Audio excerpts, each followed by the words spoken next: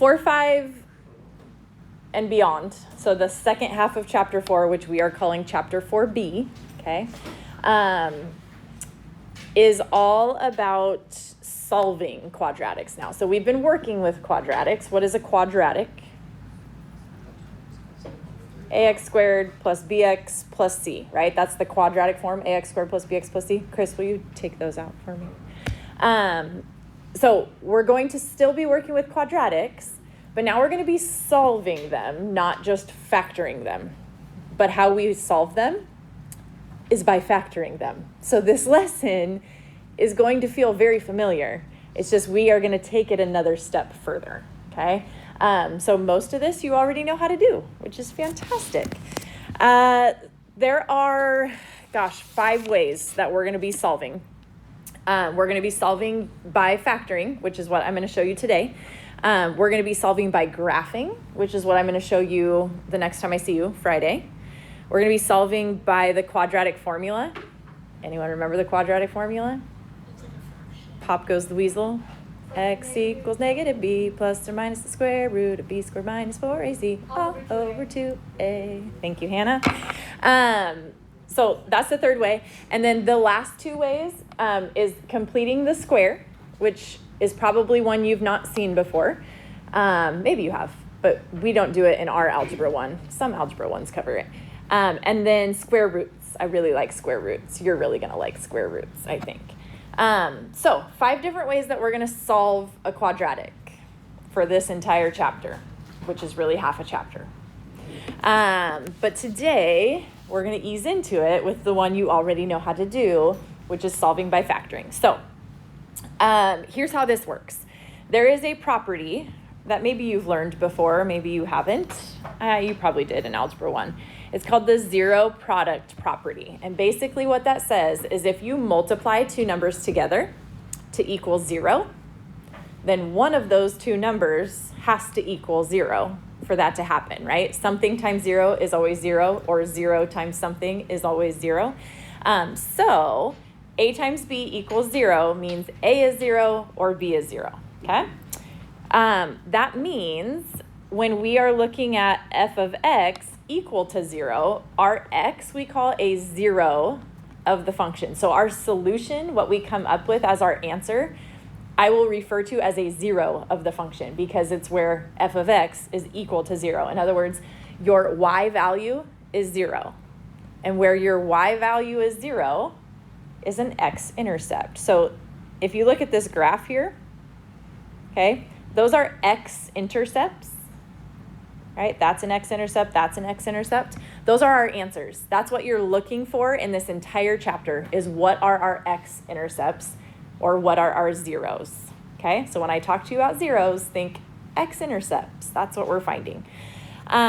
So like I said, to do that, we solve this. We're always going to be setting it equal to 0 now. So far what we've done is y equals ax squared plus bx plus c. Now we're going to say 0 equals ax squared plus bx plus c, and we're going to solve for our x. Okay, so here's how we do this. First steps are no different than what you've been doing all along. How would you factor this letter A? With a star, right? Not, yes, star method is what we're going to do here. So up top is our 6, the bottom is our -5, our a term is 1. So what can you multiply to get 6 that you can add to get -5? No, that's flipping it around a little bit, right? -3 plus -2 gets you -5. -3 times -2 gets you a +6. Okay, so we solve by factoring, meaning my factored form is x minus 3 times x minus 2. Okay? Before we said factored form is equal to our y value. We just left it as here's my factored form. But now we're saying it's equal to 0. Okay, so now think about the property I just told you about. If I take something times something and set it equal to 0, that means one of those somethings has to equal 0. okay? So basically what you're saying is either x minus 3 is equal to 0, or x minus 2 would have to be equal to 0. Now all you do is solve those equations. So if I add 3, then x equals 3. If I add 2, then x equals 2, okay? So my solutions, my zeros, my x-intercepts are 3 and 2. That makes sense? If we're here, this is not your answer. I'm boxing it to show you what I'm talking about right now. Basically, if this is going to be 0, this is a 3, right? If this is going to equal 0, this is a 2. 3 minus 3 is 0. 2 minus 2 is 0, okay? So these are your answer. X equals 3, x equals 2. Those are the zeros of this problem. Katie, put that away and take notes with me. No, away. You're just going to pull that out again. I know. Take notes. Get your notes out. So that is solved by factoring. Okay? Now look at this one. What's the difference between this and that? It doesn't have that third term, right? And it doesn't have a 0. We always want it to equal 0. So how can I make this equal 0? Right, move that negative 12 out of there. So what we're going to do is we're going to add 12 here. So then we have to add 12 here, okay? So this is going to be 0 now, and we get x squared minus 7x plus 12 equals 0. Okay, so you might have to rearrange a little bit to get your 0 on the one side and everything else on the other. And now we factor it. Set up your star. What can I multiply to get 12 that I can add to get a negative 7? Multiply here, add here. Negative 3 and negative 4. Okay, so we factor. This is x minus 3. This is x minus 4. And we want that to equal 0. So in order for this binomial to equal 0, what would x have to be? 3, right? It's the opposite of what you see there. Now where you have to be careful, you can't just always say the opposite, because sometimes there's going to be a number out in front of the x, and then you need to do the equation, something equals 0. But if you can do this in your head without saying x minus 3 equals 0, add 3, so x is 3, I'm fine with that. I don't need to see the work. I don't need to see this on a binomial like that. It's just take the opposite, right? If we're going to make it equal 0. So what's the second one? A positive 4. And that's your answer. X equals 3, x equals 4. Isn't that lovely? Yeah. Okay, what do we have to do with C? Subtract 15 to move it to the other side. I can't get my pen to be the size I want. Yeah, subtract the 15. So it's going to be 2x squared plus 7x. We're going to move this 15 over to the other side. So minus 15 equals 0. Okay, if you don't start the problem with it equal to 0, you will not get the right answer. Okay, you have to move that number over and set it equal to 0. Okay, now we're here. Is there a GCF? 2, 7, and negative 15? No. So then you do your star method. So up top, a times c is a negative 30. On bottom, you get 7. Your a term is 2.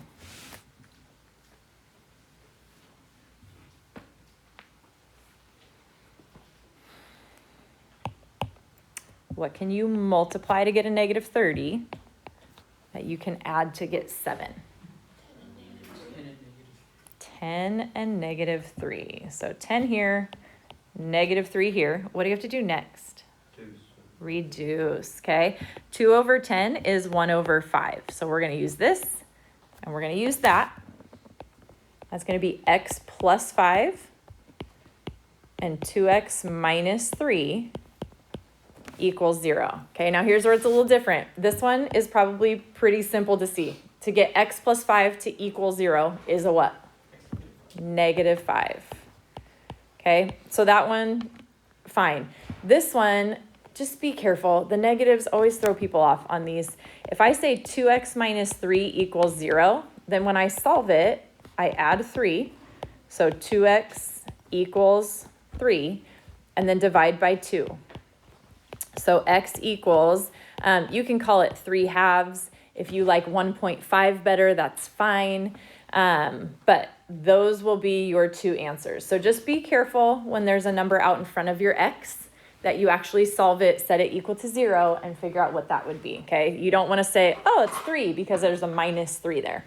Because if you plugged in a 3 right here, 6 minus 3 is not 0, okay? Good on that one? Okay. Letter D. Show me that you got this on the test. What does this become? Plus and a negative.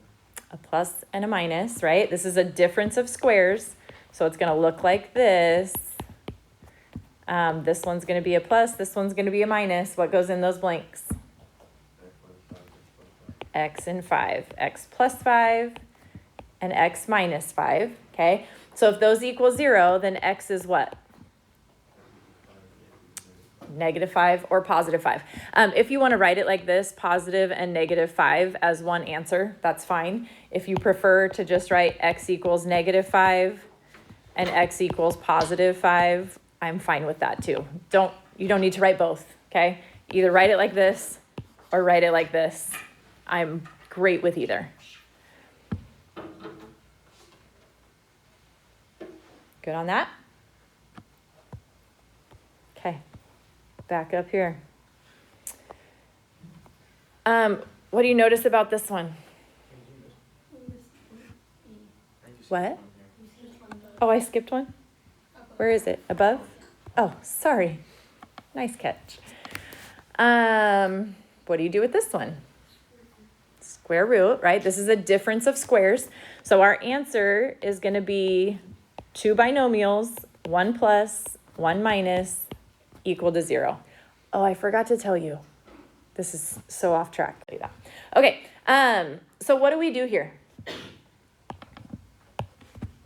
Square root. We're going to square root 9x squared and get what?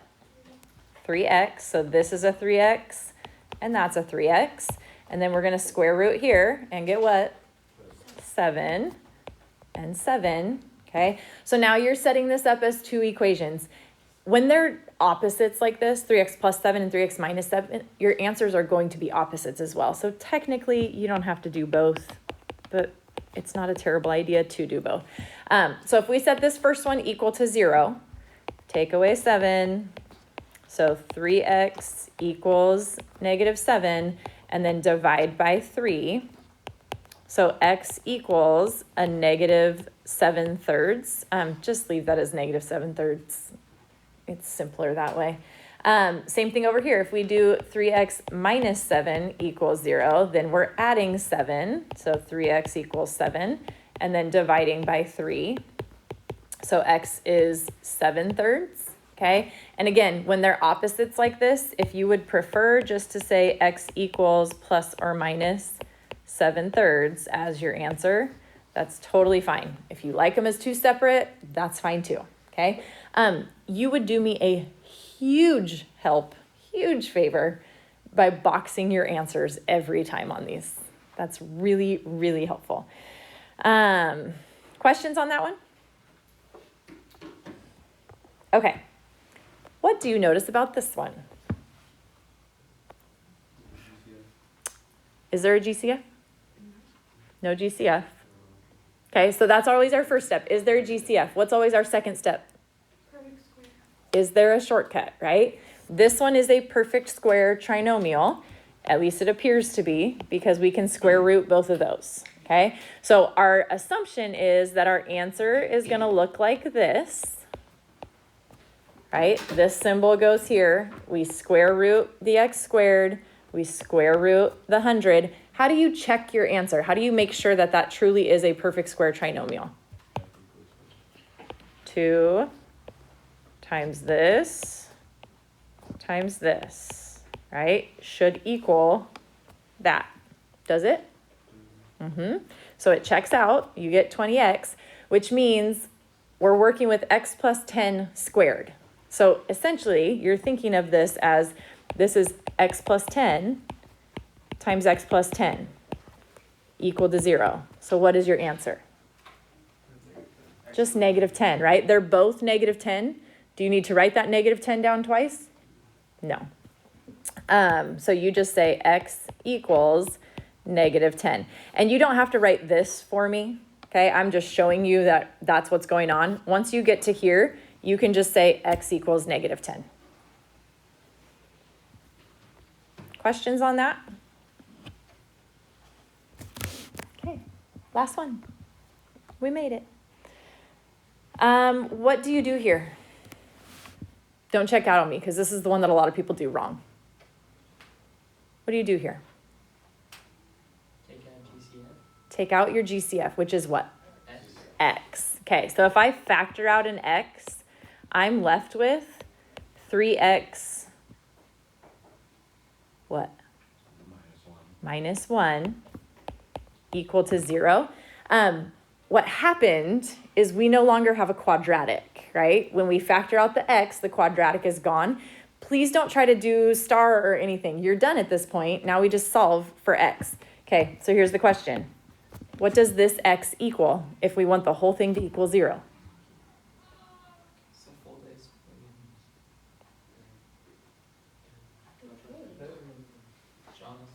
What does x equal? 0, right. X would be 0 for this first one. Hear me on that.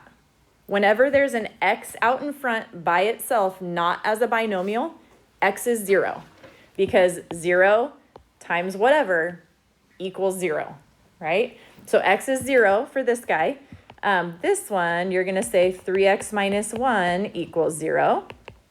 So add your 1. So 3x equals 1, and then divide by 3.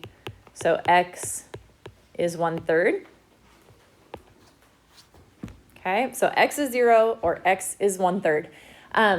Did you notice majority of the time you get how many answers? 2.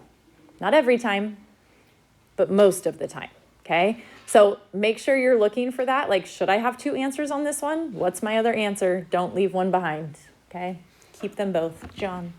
So what'd you pick? The idea is that this whole thing, right, has to equal 0. So either this piece of it has to equal 0 or this piece of it has to equal 0. Well, to make that first piece of it equal 0, x would have to be 0, right? Any other questions?